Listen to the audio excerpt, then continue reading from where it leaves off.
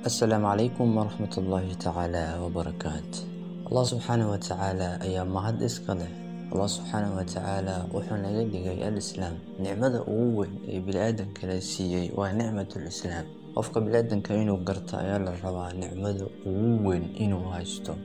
Dad waxaa jira ku dhasheen iyagoo gaale ah, dad qaarna waxaa jira iyagoo ku dhasheen muslimiin ah.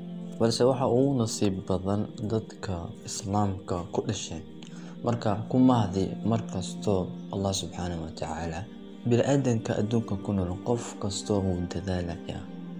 Soomaali ayaa ku mahday dadaala uu gaara markayba noqotaba. Qofka bini'aadanka hadduu iska dhaadhiciyaa inuu yahay qof adag, waa huwa hadafkiisa iyo yoolkiisa mar uu gaari doono. balse qofka bini'aadanka naftiisa hadduu ku qanacsaneen, naftiisa hadduu ka dhaadhiciyaa inuu waxba qaban karin, inuu iska soo qaado qof liito, inuu iska soo qaado qof waxba qabsan karin, qofkaas noloshiisa khatar ayay ku sugan tahay.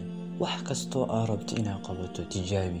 Tijaabintu waa shayga ugu muhiimsan, waayo dadka hadda guul adduunka ka gaareen waa dad mar noloshooda kufeen haddana kaceen. Nolosha ayaa iska ah. Dhammaanteen waxaan looga baahan yahay haddaan rabno inaan gaarno guul, waa inaan ogaanaa mar waa fashilmaysaa, marna waad ka kacaysaa. Balse waxaa laga baahan yahay inaad dulqaadkeeda ay yeelato qaabkii aad waddada u mari lahayd. Waddada guusha runtii waa waddo aad u dhib badan. Waxay leedahay hogyaal fara badan ayay leedahay. Hogyaashaas waxaa laga baahan yahay intaad ka gudubta adigoo dulqaadanayso, adigoo mar dhacayso, adigoo mar istaagayso. Waxaa laga baahan yahay inaad naftaada aad ku qanciso inaad tahay qof adag. Qof adag baa tahay sax. Shaygan waan qaban karaa. Waayo haddaa aad rabto inaad shaygan qaban karin, horta waxaa fiican inaad haysato dhiirigelin nafta inaad ka haysato ayaa wanaagsan. Marka kabacdi ayaa qaban kartaa shaygan aad rabto inaad qabato.